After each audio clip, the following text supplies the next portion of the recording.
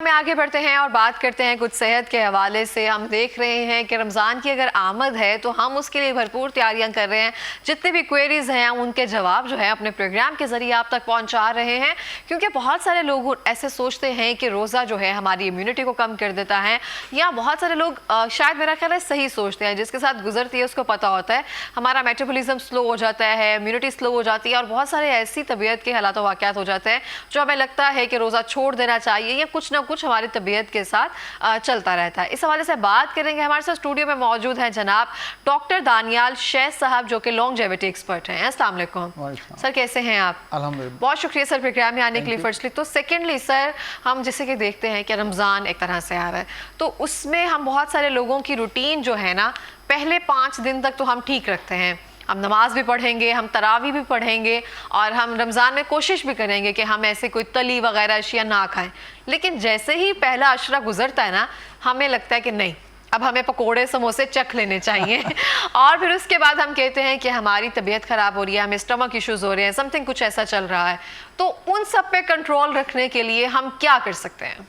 देखें, सबसे पहले तो मैं ये अर्ज़ करूँगा कि रोज़ा जो है वो करता क्या है, ओके, उसकी हमारी बॉडी के अंदर फंक्शन क्या है उसका। ठीक है। ये 2016 में एक बायोलॉजिस्ट हैं जापान के, योशिनोरा। ओके, ये योशिनोरा जो है, ये इन्होंने नोबेल प्राइज़ जो है वो इन किया 2016 में। और एटोफेजी जो है वो किस तरह से आपकी बॉडी जो है उसके सेल्स जो है अपने आप को रीजनरेट करते हैं और अपनी सफाई करते हैं बॉडी की, उसके ऊपर उस मैकेनिज्म पर काम किया उन्होंने, ठीक है ना। तो ये देखिए कितनी इंपॉर्टेंट चीज़ है कि हम घर में जो है कोई भी चीज़ है उसमें कुछ अरसे बाद आपको वहाँ मैस इकट्ठा हो जाता है, आपको सफाई करनी पड़ती है, हर जगह करनी पड़ती है। इस तरह से हमारी बॉडी में भी जो 11 माह का जो मैस सारा इकट्ठा हो गया सेलुलर लेवल पर, एज जो सेलुलर लेवल है हमारा, सेल्स के लेवल पर भी वो इकट्ठा हो जाता है। तो एटोफेजी क्या है कि वो आपकी सेल्स जो है उनकी सफाई शुरू होती है। अच्छा, आपका जो सवाल था, आपने ये बात की कि हम शुरू में तो बड़ा विलिंग होते हैं जी, हम नहीं आप ठीक बता रहे हैं, हम शुरू से शुरू करते हैं कि हाँ, रोज़ा कैसे हमें डिटॉक्सिफाई करता तो वो है। बॉडी जो है डिटॉक्सिफाई कैसे करती है, वो बड़ा ज़रूरी है उसमें कि आप जो है जब फास्टिंग करेंगे आप, उन्होंने क्या किया जिसकी मैं बात कर रहा हूँ, उन्होंने जब रिसर्च की, क्योंकि ये पिछली कौमों के ऊपर भी था, वो भी रोज़ा रखती थी और रोज़ा के एक कल्चर बना हुआ है। और उसके बाद फास्टिंग जो है वो लोग सोचते हैं कि फास्टिंग की जाए और ज़्यादा बेहतर तरीके से होता है काम। अब जब इस पर रिसर्च हुई तो पता चला कि एटोफेजी जो है उसमें आपका सेल्स जो हैं वो अंदर से अपने को सफाई करते हैं, और उनमें सबसे बड़ी बात जो है वो क्या होता है कि लोड, बॉडी का जो है लोड कम होता है।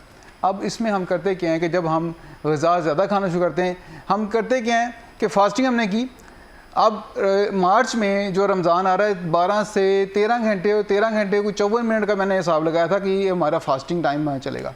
सुबह से लेके शाम जब मगरिब का होगा अफ्तारी करेंगे, तो इसके अंदर आपकी बॉडी जो है उसमें कई चीज़ें जो है वो मेंटेन हो रही होती हैं, ठीक है। होता क्या है कि जब हम एकदम खाना खाते हैं, हम क्या करते हैं, हम तेज़ी के साथ जो है ना वो फटाफट खाना शुरू करते हैं। एक तो हमारी हैबिट ऐसी है कि हम चीज़ों को ना चबा के नहीं खाते, आराम से नहीं खाते, हाँ, खाते ही बड़ी हर चीज़ में हमें चलती तो है। अफ्तारी में क्या करते हैं कि फ़ौरन जो है ना आप लिक्विड लेते हैं, पानी लेते हैं, जूसेस लेते हैं। उसमें जब जूसेस लेंगे आप, तो उसमें सबसे ज़्यादा जो चीज़ जाएगी वो ग्लूकोज आपकी बॉडी में जाएगा, शुगर जाएगी, ठीक है ना, कार्बोहाइड्रेट्स जाएंगे। फिर आप उससे खाना खाते हैं और हैवी खाते हैं, एकदम हैवी खाते हैं, तो बॉडी जो है ना वो लोड में आ जाती है और स्ट्रेस में आ जाती है।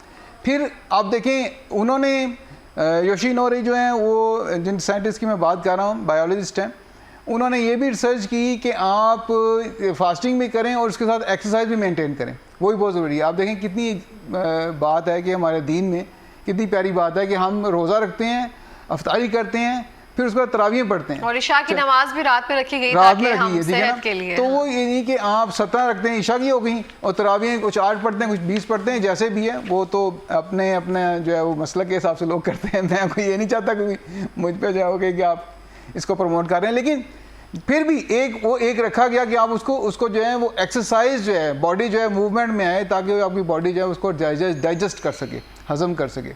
तो हम क्या करते हैं, हम जब हैवी खा लेते हैं और बार बार खाते हैं तो आपकी बॉडी जो है ना वो सुस्त हो जाती है, बजाय इसके कि फ़ायदा होने के नुकसान होता है। मैंने देखा कई ऐसे पेशेंट्स जो हैं क्लिनिक पे आते हैं जो रमज़ान में वेट गेन करके आते हैं, बजाय रिड्यूस करने, हाँ। ठीक है ना।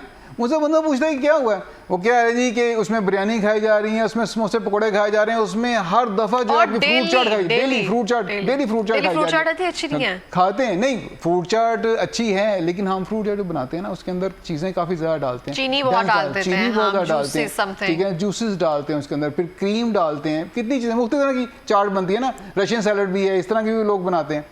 तो कहने से मुराद है कि ये सब चीज़ें जब आप डेंस फॉर्म में लेते हैं तो आपकी बॉडी जो है वो स्ट्रेस में आ जाती है। रोज़े का मकसद ये है कि आप अपने किडनीज़ को, अपने लीवर को, अपने स्टमक को, इंटेस्टाइन को, सबको रेस्ट दें ताकि वो अपना काम कर सकें, ठीक है ना। जब वो अपना काम नहीं कर रहे होंगे तो फिर उसमें वो आप उसको लोड ज़्यादा दे देंगे तो वो अपना काम प्रॉपर नहीं कर सकेंगे। तो ऑटोफेजी जो वो कॉन्सेप्ट है कि आपने फास्टिंग के अंदर सेल ने सेलुलर लेवल पे जाके अपने आप को साफ़ करना है, क्लियर करना है, इसमें क्या किया कि इवन कैंसर सेल्स जो हैं वो भी, ऑटोफेजी क्या होता है कि आपकी कैंसर सेल्स जो है ना वो खा जाते हैं, बॉडी के सेल्स को खा जाते हैं, डाइजेस्ट कर देते हैं, ख़त्म कर देते हैं, यानी कि आपकी सेहत बेहतर होना शुरू हो जाती है। यहाँ तक कि डायमेंशिया और अल्जाइमर, जिसमें आप देखते हैं लोगों के हाथ कामते हैं, ठीक है ना, वो कामना ठीक हो जाता है, ठीक है ना। आपका ब्रेन के फैक्टर्स जो हैं उसे काम करना शुरू कर देते हैं, आपके स्लीप पैटर्न पे तो हो जाए। लेकिन अगर हम सही फास्टिंग करें तो हम तो फास्टिंग करते कैसे हैं, हमारा फास्टिंग का अंदाज बड़ा अजीबोगरीब है। हम सुबह जो है जब सहरी करेंगे तो उसमें ज़्यादा पानी पीते हैं, हाँ, ताकि सारा दिन का कोटा पूरा रहे। 5 मिनट रह गए हैं, 10 मिनट रह गए हैं, 2 मिनट रह गए हैं, अभी अज़ान होने वाली है, फिर पानी का गिलास पीना चाहिए। इस तरह नहीं पीना चाहिए। ओके, आप कोशिश करें कि सहरी जो है आप उसका आगाज़ आधा घंटा पहले कर लें, ठीक है। जब सहरी का टाइम ख़त्म होने वाला है उससे आधा घंटा पहले कर लें। हम क्या करते हैं, दौड़ें लगी होती हैं, भागते हैं, ऐसे जो है ना आपका खाना बन के सामने है, अब कितनी 10 मिनट 15 मिनट रह गए, 20 मिनट रह गए, बस फटाफट जो है ना खाना शुरू करते हैं और अंदर फेंक नहीं करते हैं। आप आराम आराम से खाएं। और सहरी में भी आपको खजूर खानी चाहिए। खजूर का फ़ायदा आपको क्या होगा कि वो आपको जो दिन में जो बहुत ज़्यादा प्यास लगती है, ठीक है ना, उससे फ़र्क पड़ेगा। आप खाना सुबह में यानी कि सहरी में आपको चाहिए कि आपके खजूर खाएं साथ, और फ्रूट उस वक्त भी साथ लेना चाहिए। हम चाय पीते हैं, चाय को सहरी में नहीं पीना चाहिए। चाय क्या करती है, बॉडी को डिहाइड्रेट करती है। ओके, हम स्पेसिफिकली करते हैं कि हाँ, चाय का टाइम है, चाय का टाइम, चाय लाजम पीते हैं सहरी के अंदर, लोग चाय पीते हैं। चाय की बजाय आप दूध पी लें, और दूध पिए, और दूध भी जो है ना वो 1 कप से कम पिए। इतना ज़्यादा दूध पीने की जरूरत नहीं होती, हम इतना मग भर के पीते हैं और मिल्क शेक बना के पीते हैं, ठीक है ना। अफ्तारी में भी लोग बाज़ का जो है वो मिल्क शेक पीते हैं बना के, ठीक है, वो रखते हैं। तो ये बॉडी को आप लोड डाल रहे हैं। जब बॉडी पे लोड डाल रहे हैं तो वो सारा फंक्शन डिस्टर्ब हो जाएगा जिसके लिए वो काम किया गया था, आपने फास्टिंग शुरू की थी, वो नहीं हो पाएगी। बिल्कुल इस तरह से है। अब हमारा जैसे कि मैंने कहा कि पहले 10 रमज़ान जो है ना हमारी इम्यूनिटी अच्छी रहती है, और आखिरी जो रमज़ान या दरमियान वाला जो अशरा होता है, सेकंड अशरा जो होता है, उसमें हम ज़रा ढीले पड़ना शुरू हो जाते हैं। ऐसा क्यों स्टार्ट हो जाता है? क्योंकि हमारे जिस्म को, बॉडी को जितने भी न्यूट्रिएंट्स होते हैं वो तो हमारे जिस्म ने ले लिए होते हैं, हमारी बॉडी में जो मौजूद होते हैं। उसके बाद हम हेल्दी खाएंगे तो ही इम्यूनिटी स्ट्रॉन्ग होना शुरू होगी, नहीं तो फिर लागर ही होंगे। अच्छा, इसमें यह है कि इसमें जब आप महसूस करें ऐसा कि आप जो है वो अब आप थोड़ा सा वीक फील कर रहे हैं, ठीक है ना, शुरू में तो अच्छे थे लेकिन अब आप बेहतर नहीं जा रहे, तो उसके लिए बेहतर ये है कि आप क्या करें, आप अफ्तारी के बाद तकरीबन 1.5 से 2 घंटे बाद जो है वॉक करें, एक्सरसाइज करें, ठीक है ना। ये आपके लिए ज़रूरी है। जब आप ये करना शुरू कर देंगे तो एक्स्ट्रा बॉडी में जो एनर्जी आपकी आई है वो बर्न हो जाएगी। तो आप अगले दिन के लिए प्रॉपर चार्ज हो जाएंगे, आपकी बॉडी फिट रहेगी, अब नुकसान नहीं होगा आपको, आप जो है ना वो वीक फील नहीं करेंगे। सही। हम देखते हैं स्पेसिफिकली बहुत सारे लोग जो है ना रमजान में वर्कआउट भी कब कर देते हैं कि जिसमें अच्छा पता है ये बात ठीक है। असल में बॉडी को ना हम डबल स्ट्रेस का मामला होता है, बॉडी को एक स्ट्रेस देना चाहिए एक वक्त में। एक्सरसाइज भी बॉडी को आप हर्ट कर रहे हैं, ठीक है ना, उसमें स्ट्रेस में लेके आते हैं बॉडी को। स्ट्रेस में जब लेके आते हैं तो आपके स्टेम सेल्स जो हैं वो रीजनरेट करते हैं बॉडी को, ठीक है ना, उसको दोबारा बनाते हैं सेल्स को। आपकी बॉडी में स्टेम सेल्स जो है ना पड़े हुए हैं, ठीक है, वो आपको रीजुमिनेट करने के लिए काम कर रहे हैं, लेकिन वो सारी ज़िंदगी पड़े रहते हैं, वो एक्टिव नहीं होते और हम ऐसे ही जो है दुनिया चले जाते हैं। अल्लाह पाक ने आपकी बॉडी में स्टेम सेल्स रखे हैं।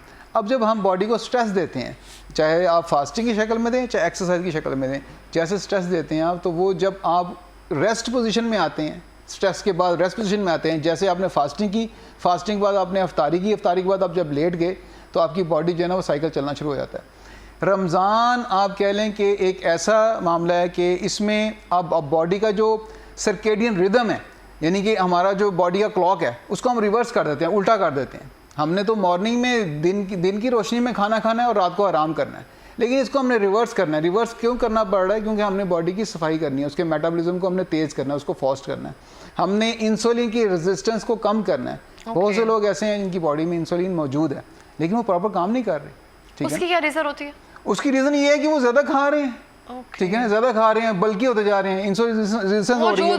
वो होता क्या, होता क्या, बार बार जो है ना वो इंसुलिन क्या करती है, इंसुलिन आपकी शुगर पार्टिकल्स पकड़ती है, सेल्स के अंदर लेके जाना है उसने। लेकिन सेल्स के पास तो ऑलरेडी गेस्ट मौजूद है ना, वो मजीद गेस्ट नहीं चाहते, वो मतलब वो तो उसका तो शुगर मौजूद है और माइटोकॉन्ड्रिया जो है आपका वो उसको बर्न कर रहा है। तो अब वो क्या करते हैं, सेल अपना जो है ना अपने डोर्स को लॉक कर देते हैं कि हमें मजीद नहीं चाहिए। लेकिन लबलबा जो है उसको मैसेज आ रहा है, सिग्नल जा रहा है कि ये खाना बंदा खा रहा है। जब आप खाना खा रहे हैं तो ऑटोमेटिक जो है आपका लबलबा जो है, पेंक्रियास जो है वो इंसुलिन सिक्रीट करेगा, इंसुलिन निकलेगी तो वो बॉडी में घूमती रहेगी। जब वो बॉडी में बढ़ती जाएगी तो उसकी रेजिस्टेंस शुरू हो जाएगी। जब रेजिस्टेंस शुरू होगी तो कई और अमराज जो दरमियान आना शुरू हो जाएंगे। सही हो गया। तो फास्टिंग हमारा मेटाबॉलिज्म भी फास्ट कर देता है?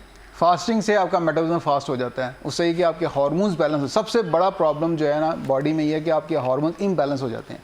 मेल में टेस्टोस्टेरोन और फीमेल के अंदर एस्ट्रोजन। एस्ट्रोजन और टेस्टोस्टेरोन अगर आपका बैलेंस है तो आप कह लें कि मेल हेल्थ भी ठीक है और फीमेल हेल्थ भी ठीक है। ठीक है ना।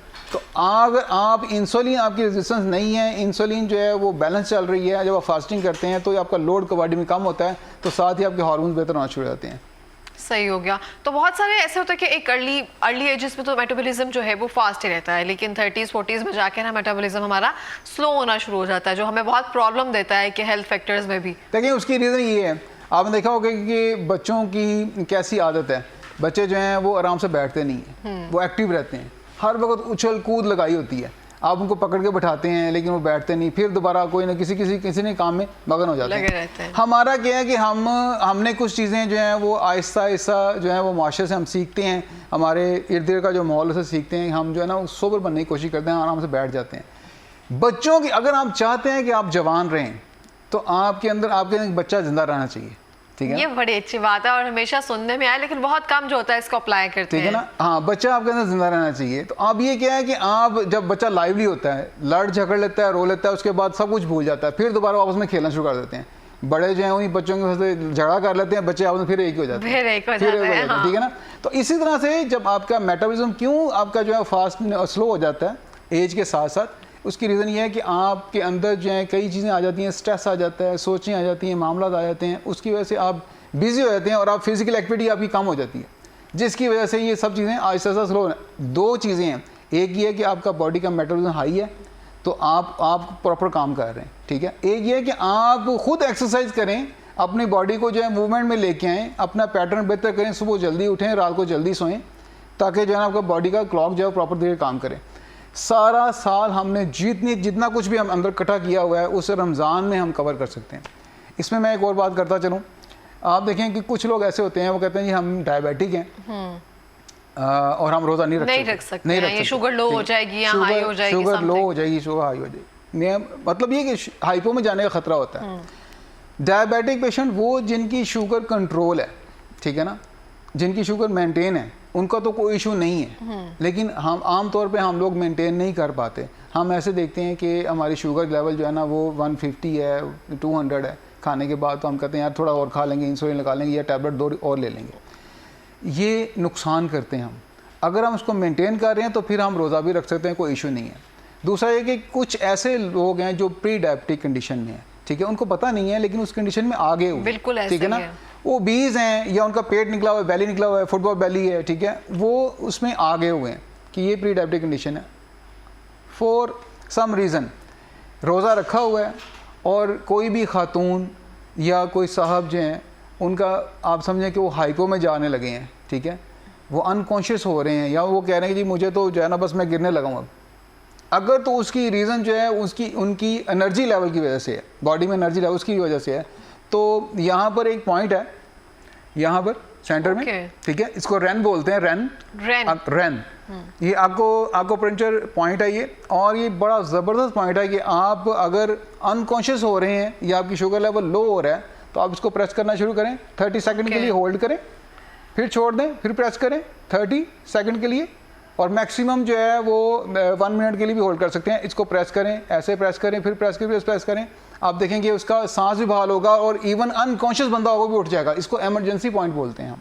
ओके और सिर्फ इसके सेंटर में, नोस्ट्रल्स के सेंटर में हमें नहीं, इसको यहाँ नोस्ट्रल रखना ठीक है ना, ये लिप्स के साथ यहाँ सेंटर में, यहाँ पर आप ऐसे प्रेस कर सकते 30 हैं। सेकंड्स के लिए प्रेस करके रखना है। प्रेस करके रखना है, इसको दबाना है, छोड़ देना है, दबाना है, छोड़ देना है, दबाना है, छोड़ देना है। मैक्सिमम अगर 30 सेकंड तक आप इसको प्रेस करके रख सकते हैं, लेकिन दबाएं, छोड़ दें, प्रेस करें, छोड़ दें, रिलीज करें। तो इससे ये है कि आपका जो एनर्जी लेवल है एकदम बढ़ेगा। आप देखेंगे कि ये आपके बॉडी में जितने भी अनकॉन्शियस जो बंदा हो रहा है वो कॉन्शियस में वापस आ जाएगा, उसका सांस भी बहाल हो जाएगा इवन, ठीक है। तो ये मेन पॉइंट था, मेरे ज़हन में ख्याल आया कि नहीं, ये बहुत अच्छा मेन पॉइंट है। मुझे लगता है कि बहुत सारी चीज़ें ऐसी होती हैं वो कहीं ना कहीं हम सुनते हैं और कभी ऐसे मुश्किल टाइम में जब हमें याद आती है ना तो बड़ा काम देती हैं ऐसी चीज़ें, और हम इसको याद रखते हैं साल साल। जैसे आप देखते हो कि बहुत सारे ऐसे लोग होते हैं जो डॉक्टर ने एक बार प्रिस्क्रिप्शन लिख कर दी होती है गोली की, और वो साल जो है ना वो खानदानी दवाई बन जाती है। वो दांत में दर्द हो रहा है, उसको फोन करके पूछ लो फलां टाइम पे उस डॉक्टर के पास गए थे, उसने लिख कर दी। लेकिन ये है कि मेरा ख्याल है सेल्फ मेडिकेशन नहीं करनी चाहिए, क्योंकि बाज़ औक़ात ये है कि डॉक्टर तो समझता है कि इस मेडिसिन की क्या रीज़न है और मैं क्यों दे रहा हूँ। और रमज़ान में ख़ास तौर पे जो है ना हमारी मेडिसिन भी वैसे जो है ना वो भी जो लोग मेडिसिन पे हैं और रोज़ा भी रख रहे हैं उनको चाहिए कि वो आप समझें कि जैसे उनका दिन पहले चल रहा था, अब उनकी रात जो है वो दिन में बदल गई है। अब उनका जो ब्रेकफास्ट है, यानी कि जो वो अफ्तारी है वो ब्रेकफास्ट है, तो वहाँ से वो लेके चलें अपने आप को। दिन में वो आराम करें, दिन में वो कोई चलना फिरना नहीं, कोई काम नहीं करें। जैसे अरब में देखिए, अरब ममालिक में क्या होता है, अब बिल्कुल स्विच कर लेते हैं अपने आप को, वो रातों को जागते हैं, दिनों में जो आराम करते हैं। तो बिल्कुल इस तरह से हैं वो। उन लोगों को चाहिए कि वो जो अपनी मेडिसिन है जो उन्होंने सुबह नाश्ते के बाद खानी है वो अफ्तारी के बाद लें, ठीक है। और जो उन्होंने दोपहर में खानी है वो रात 12 बजे लें। इस तरह जो उन्होंने रात को खानी है रूटीन में वो सहरी से पहले वो लें, उस मेडिसिन को लें, तो उनका कोई जो है ना डिस्टर्बेंस नहीं होगी उस मेडिसिन के साथ। वो रीज़न भी ख़त्म हो जाएगी कि हम लोग जो है ना हम कहते हैं यार मैं इसलिए रोज़ा नहीं रख सकता। आप समझें कि अगर आप लंबे अरसे तक सेहतमंद और जवान रहना चाहते हैं तो ये अल्लाह पाक की तरफ से इनाम है रोज़ा जो है, और फोर्सफुली कहा गया कि आपने रखना है, फ़र्ज़ कर देंगे, क्योंकि रब तो हमें अंदर से जानता है कि हम कमज़ोर होंगे, अपना नुकसान करेंगे, तो रब हमें कहता है कि ये हम करें काम। अब साइंस रिसर्च कर रही है और हमें बता रही है कि ये चीज़ें जो हैं कितनी ज़रूरी हैं, उनके कितने क्या फ़ायदे हैं इसके। बिल्कुल इस तरह से है। इसके लिए ना सादा एक मैसेज जो होता है ना, मुझे लगता है सब तक डिलीवर होना चाहिए कि अल्लाह पाक के जो भी अहकामात है अगर हम उन पर अमल पैरा होना शुरू हो जाएं और जो भी उस पर हुस्ना है उस पर अमल करना शुरू हो जाए तो बहुत सारी बीमारियाँ, बहुत सारे मसले मसाइल ज़िंदगी के ऐसे हैं जिससे हम निकल सकते हैं। बहुत ज़्यादा जो साइकोलॉजिस्ट हैं, थेरेपी बता रहे होते हैं, डॉक्टर्स जो हैं बता रहे होते हैं इंटरमिटेंट फास्टिंग शुरू कर ली जाए, ये सब शुरू कर लिया जाए, तो अल्लाह पाक की हर बात में कोई ना कोई हिकमत मौजूद होती है। बिल्कुल सही बात, लेकिन आप जैसे फॉलो करना चाहिए। जैसे कि आप आम तौर पे जो है बच्चों को शौक होता है, बड़ों को देखते हैं रोजा रख रहे हैं तो वो भी कहते हैं हमने भी रखना है, प्रैक्टिस करते हैं। लेकिन हम देखें हम दीन हमें क्या कहता है, दीन कहता है कि जब बच्चा बालिग हो जाए, ठीक है ना, उसके बाद उसे रोज़ा रखना है। ये नहीं कि वो पहले, अभी देखिए 12 साल इसकी एक एज है बच्चे की, 10 साल एज है, आप उसको कहेंगे रोज़ा रख लें, ठीक है। रोज़ा हाँ प्रैक्टिस के तौर पे आप उसको हम बोलते हैं, आम लफ्ज़ बोला रोज़ा खोल लिया, ठीक है ना। छोटे छोटे पैकेट की शक्ल में आप उनको छोटी एपिसोड की शक्ल में आप इतने रोज़े रखवा दें कि एक दिन के अंदर 2 या 3 दफ़ा जो है वो खा ले या 1 दफ़ा खा ले, लेकिन फोर्स नहीं करना चाहिए। और वो अगर कोशिश कर रहा है कि मैंने रखना है तो उसको भी आप अभी उसको ऐसे मैनेज करना चाहिए। अभी जो है ना रोज़ा जो है वो आप ना रखें और अगले साल आप रखेंगे, अभी आप ना रखें। या कोई ऐसा दिन देख लें जिसके अंदर मौसम अच्छा है, ज़्यादा ऐसा मामला नहीं है और उसकी एज 12 साल से कम ना हो, तो फिर उसको रोज़ा ना करवाएं। 12 साल से ऊपर है तो फिर रोज़ा रख सकता है। सही। तो अभी हम अपनी डाइटरी हैबिट्स तो हमने आराम से बता दी, अब कौन सी ऐसी सब्जियां और फल हैं जो आपको लगता है कि रमज़ान में मस्ट आपने यूज़ करनी है रादर देन समोसे पकौड़े? देखें, आप कह लें कि ग्रीन लीफी वेजिटेबल्स जो हैं ये लाजम लें आप, ठीक है। और कहवा जो है जिसे ग्रीन टी बोलते हैं, एक तो ग्रीन टी हम दूध डाल के बनाते हैं, दूध के बगैर जो है वो कहवे जो है कश्मीरी चाय होती है, कश्मीरी चाय नहीं लेनी, ग्रीन टी लेनी है। हाँ ग्रीन टी लेनी है, ग्रीन टी की बात कर रहा हूँ। कहवा बनाएं, ग्रीन टी बनाएं, वो आप लें, ठीक है। और सब्ज़ पत्तों वाली सब्ज़ियाँ जो हैं उनको खाएँ, कच्ची सब्ज़ियाँ हैं वो खाएँ, सैलड के तौर पर इस्तेमाल करें। और तेज़ मिर्च मसाला जो है ना वो चीज़ों पर डाल के मत खाएँ और तली हुई चीज़ों से परहेज़ करें, ठीक है। मैं ये नहीं कहता 100% तो नहीं छोड़नी चाहिए, चीज़ें खानी चाहिए। कुछ लोग ऐसे हैं आप देख लेंगे वो शुगर जिनकी बढ़ती है तो वो कहते हैं जी कार्ब्स जो है ना बिल्कुल छोड़ दें और प्रोटीन पे आ जाएं आप। हाँ। तो वो ये भी ठीक नहीं होता कि वो प्रोटीन पे आ जाएं। कार्बोहाइड्रेट्स को हमें लेना ज़रूरी है। हमें देखना कि नबी करीम सल्लल्लाहु अलैहि वसल्लम ने अपनी कौन सी ग़िज़ाएँ पसंद फरमाई हैं। आपने सिरका पसंद फरमाया, अगर हम मॉर्निंग में ठीक है। अब तो हम बात कर रहे हैं रमज़ान के हवाले से, तो उसमें मैं ये अर्ज़ करूँगा कि अगर आप ऐसा करें कि अफ्तारी के बाद, जब आपने अफ्तारी कर ली है, अफ्तारी के बाद 1 घंटे बाद या 1.5 घंटे बाद 1 चम्मच सिरका 1 गिलास पानी में डालकर उसको कौन सा सिरका? सिरका जो है वो एप्पल साइडर विनीगर ले लें, ठीक है। और नेचुरल विनीगर, कोई भी किसी भी कंपनी का नेचुरल विनीगर जो है वो लें, वो ज़्यादा बेहतर है। आप उसको 1 गिलास पानी में डाल के पी लें। उससे क्या होगा, उसकी आपकी जो वीकनेस है जो कवर हो जाती है वो आपकी, वो ठीक चलेगी, ठीक है ना। वो आप तंग नहीं करेगा आपको किसी किस्म की। आप फील, आपने जैसे 5-7 रोज़े आपने रख लिए, उसके बाद आप प्रॉब्लम फील करते हैं, आप वीकनेस फील करते हैं, आपके लिए मुश्किल होता है। बाद लोग ये कहते हैं कि आप वो रूटीन से खाई नहीं जा रही, सुबह सहरी से की नहीं जा रही, जी मैं दिल ही नहीं कर रहा सहरी करने को। उसकी रीज़न ये होती है कि आप पहले ज़्यादा आपने खाया। हाँ, तो अगर आप ऐसे करेंगे तो होगा क्या, इससे फ़ायदा ये होता है कि आपकी बॉडी में जो ग्लाइसेमिक वैल्यू है वो मेंटेन रहती है, ग्लाइसेमिक कंट्रोल रहता है, और एकदम से बूस्ट नहीं करती। जो भी चीज़ आप खाते हैं उसकी शुगर जो है बॉडी में बूस्ट नहीं करती। ठीक हो गया, बहुत शुक्रिया सर। और लास्ट मिनट में मैं कहना चाहूँगी कि आपने जिस तरह से सारे पैगाम दिए हैं और जिस तरह से हेल्थ को मेंटेन करने के लिए अवेयरनेस दी है, बहुत शुक्रिया सर आपका। Thank you so